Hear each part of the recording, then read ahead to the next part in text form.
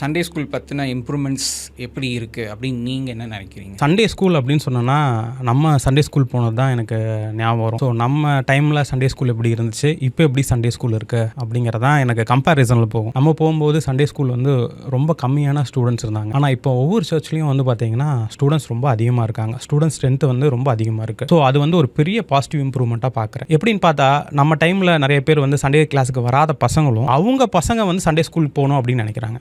நிறைய சர்ச்சஸில் பார்த்தா சர்ச்சில் எந்த அளவுக்கு ஸ்ட்ரென்த் இருக்கோ அதுக்கு ஈக்குவலண்ட்டான ஸ்ட்ரென்த் வந்து சண்டே ஸ்கூலில் இருக்குது. ப்ளஸ் வந்து ஸ்டூடெண்ட்ஸோட சிலபஸ், நம்ம படித்த சிலபஸோட இப்போ படிக்கிற ஸ்டூடெண்ட்ஸோட சிலபஸ் வந்து ரொம்ப அட்வான்ஸ்டாக இருக்குது சண்டே ஸ்கூலில். அவங்க சொல்கிற வசனங்கள், அவங்க சொல்கிற அந்த டாபிக்ஸு, அந்த ஸ்டோரிஸு, அந்த எக்ஸாம்ஸு. நான் எக்ஸாம்ஸோட கொஷின் பேப்பர்ஸ்லாம் பார்த்தேன். ஒரு 3rd ஸ்டாண்டர்ட் 4th ஸ்டாண்டர்டுக்கே ரொம்ப நம்ம வந்து ஒரு 8th 10th படித்த எக்ஸாமோட சிலபஸ் வந்து கவர் பண்ணுறாங்க. இது வந்து அக்ராஸ் எல்லா சர்ச்சஸ்லையுமே, நம்ம யாருக்கும் கம்மியோ இதுவும் சொல்ல, எல்லா சர்ச்சஸ்லையுமே வந்து அதிகமான சிலபஸ் இருக்குது. ஏன்னா இந்த காலத்தில் பசங்க வந்து ரொம்ப அட்வான்ஸ்டாக படிக்கிறாங்க. ஸோ அதனால் அந்த சிலபஸ் வந்து ரொம்ப நல்லா இருக்குது. இது மூலமாக என்ன ஆகும்னா இனி வரப்போகிற ஜென்ரேஷன் வந்து இன்னும் ஆவிக்குரிய ரீதியில் அவங்க வளர்றதுக்கான ஒரு நல்ல இம்ப்ரூவ்மெண்ட்டாக நான் பார்க்குறேன்.